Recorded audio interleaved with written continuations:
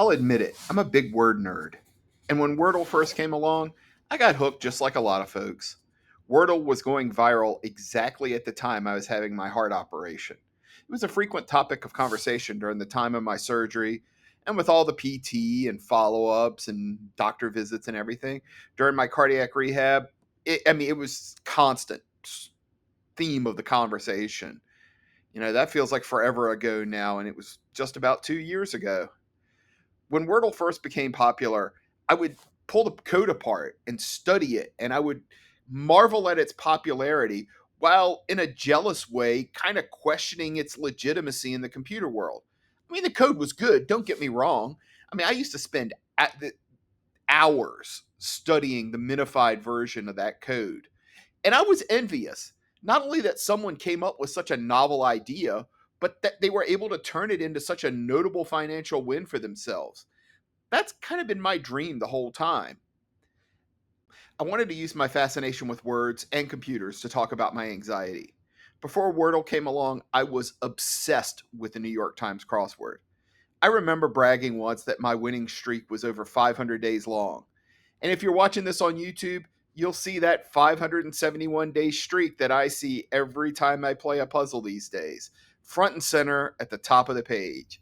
571 straight days where I let my anxiety win out. Then it didn't matter anymore. The day my streak, such as it were, ended ignominiously on March 25th, 2022. I was busy recovering from my heart surgery on what would have been day 572. I'm glad my streak ended there. Keeping that streak alive was super important to me at the time, though I struggle to understand why now. I remember sitting in the hospital with my one connection to the outside world, my phone. Instead of worrying who out there was thinking about me like, a normal person would, I always spent part of my mornings trying to work on crossword puzzles. Why? The full answer is I'll never understand that part of my behavior. It's kind of completely foreign just sitting here thinking about it now. It feels like being a different person. And in a lot of ways that I'm very proud of, I am a different person now. I try to be a better friend. I love seeing people that are important to me now. I'm still iffy on the people I'm not comfortable with, but I'm working on it. Sometimes I get a little misty as I do these, and today's no different.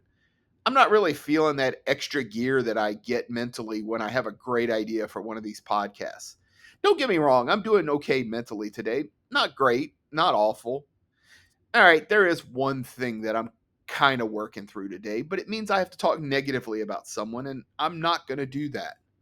There is this really hurt part of me that wants to understand why I grew up the way I did. I've seen how good life is when I tweak a few things, but why does the darkness always come back? Like I said, I'm not in a bad place at all, but I should be able to celebrate some things, shouldn't I?